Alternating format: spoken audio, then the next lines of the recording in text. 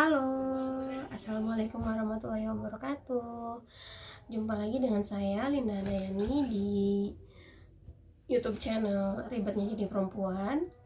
Hari ini saya mau cerita tentang pengalaman ikut KB Ayudi di kecamatan ya. Ternyata untuk membatasi kelahiran, Indonesia memiliki program KB gratis, keluarga berencana gratis melalui BKKBN tentunya, bekerja sama dengan Posyandu, mengajak perempuan-perempuan di setiap kecamatan untuk memasang KB. Saat itu memang yang dipasangnya adalah IUD dan implan, dan mayoritas memang lebih banyak menggunakan IUD karena katanya IUD adalah KB yang cukup aman secara fisik dan hormonal untuk seorang perempuan gitu. Dari situ saya lihat gitu ya, kondisi di lapangan perempuan-perempuan itu memang yang datang bawa bayi kecil gitu ya, mereka memang sangat berisiko untuk hamil lagi begitu. Dan bahkan saat memasang KB pun mereka harus tetap bawa anaknya gitu ya. Suaminya mana gitu. Saya jadi berpikir ulang gitu kan, suaminya mana, harusnya kan at least lah titipkan anak kepada suami ketika ada keperluan gitu, tapi di mana laki-laki itu tidak ada. Kemudian saya diminta untuk mengisi sebuah kuesioner. Di situ kondisi saya bagaimana, dan memang di bagian kanan ada tanda tangan atau bagian yang harus diisi oleh suami, tapi memang mayoritas tidak bawa suami ya.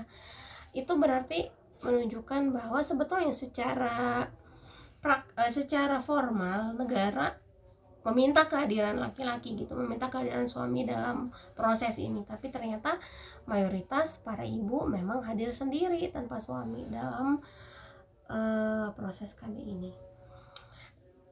Kita menurut kembali ya ke budaya kita, budaya patriarki, bagaimana laki-laki itu diistimewakan di negara kita gitu, di bangsa kita. Saya sebagai seorang Sunda, mungkin di Sunda gitu ya, sebuah keumuman bahwa perempuan itu harus bisa masak, harus bisa mengerjakan tugas domestik secara pribadi gitu ya, tanpa bantuan orang lain. Kemudian yang masak ya perempuan, yang ngurus anak ya perempuan. Kalau perempuan nggak bisa masak atau nggak bisa ngurus anak, ya blacklist lah, seolah-olah seperti itu. Tapi di sisi lain, dalam kondisi kehidupan yang modern, perempuan juga diminta untuk mencari mencari uang gitu ya, untuk mendapatkan tambahan finansial keluarga. Kondisinya akan sangat kontradiktif ketika di satu sisi perempuan harus ikut mencari uang, tapi dia juga harus memenuhi kewajiban sebagai perempuan di ranah domestik dengan sempurna. Nggak bisa gitu kan sebetulnya di era modern saat ini. Yang dibutuhkan adalah kerjasama ya, nggak bisa kita melimpahkan keseluruhan kewajiban pengasuhan anak itu kepada ibu gitu, seperti itu. Tapi ya ada tagline satu komunitas yang menyebutkan ya bikinnya bareng, ngurusnya bareng juga dong gitu kan. Nggak mungkin seorang ibu harus ngurus anak sendirian kayak gitu. Jadi itu betul gitu bagi saya, menurut saya ya. Jadi suami mengurus anak itu bukan sebuah kebaikan atau sebuah keistimewaan, karena memang harusnya seperti itu. Suami menyuapi anak juga sama, bukan membantu istri untuk menyuapi anak, tapi memang kewajiban dia untuk menyuapi anak begitu. Dan ini yang perlu dipahami oleh baby boomer ya, jadi angkatan 80-an ke belakang gitu, bahwa yang ngurus anak itu nggak cuma perempuan, laki-laki juga iya gitu. Nah, di dalam kondisi patriarki seperti ini, sebentar ya, Dalam kondisi budaya patriarki seperti ini, salah satu langkah terbaik seorang perempuan untuk menghadapinya secara pribadi berkaitan dengan tubuhnya apa? KB gitu ya. Ketika budaya itu tidak bisa dilawan gitu ya secara pribadi, ya udah dia harus membatasi dirinya untuk mengurangi kelahiran ya, biar dia tidak sakit seperti itu. Jadi agar tubuhnya tidak terporsir untuk ngurus anak terus gitu ya. Ini salah satu pengalaman saya sebagai seorang ibu dengan 2 anak dalam 5 tahun ya. Di tahun pertama hamil, 2 tahun kemudian menyusui, berarti 3 tahun secara fisik harus bersama anak. Kemudian di tahun keempat saya hamil lagi, di tahun kelima dan di tahun keenam dalam waktu beberapa saat lagi saya harus menyusui lagi. Berarti ada 6 tahun yang membuat seorang perempuan itu lengket dengan anaknya gitu ya. Seperti dia harus secara sebagai konsekuensi ya, dia harus fokus ke anak-anaknya untuk menyimpan mimpi-mimpinya yang lain mungkin ya, seperti itu. Tidak bisa secara nyaman untuk mengerjakan hal lain karena ada sesuatu yang melekat pada dirinya. Itu tidak masalah sih, tidak masalah. Karena berpahala juga ya mengerjakan tugas sebagai seorang ibu. Tapi apabila tanpa dukungan suami itu akan sangat berat seperti itu.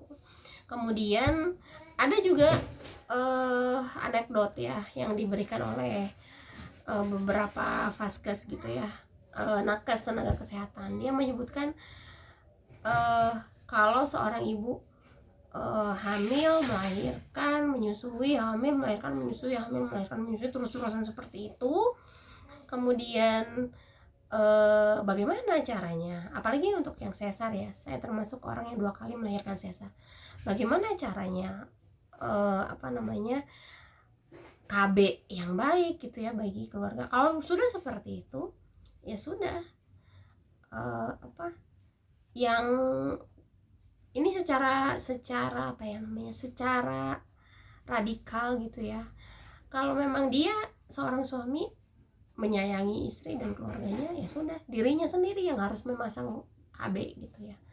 Itu dirinya sendiri yang harus di KB, bukan istrinya. Mengapa harus istrinya lagi yang kena gitu? Mengapa harus istrinya lagi yang secara fisik menerima konsekuensi untuk membatasi kehamilan? Mengapa tidak pihak laki-laki? Seperti itu. Jadi di sini, di negara ini, perempuan dalam hal kelahiran pun gitu ya, yang berkaitan secara fisik dengan dirinya, dia harus tetap mengalah dari laki-laki gitu.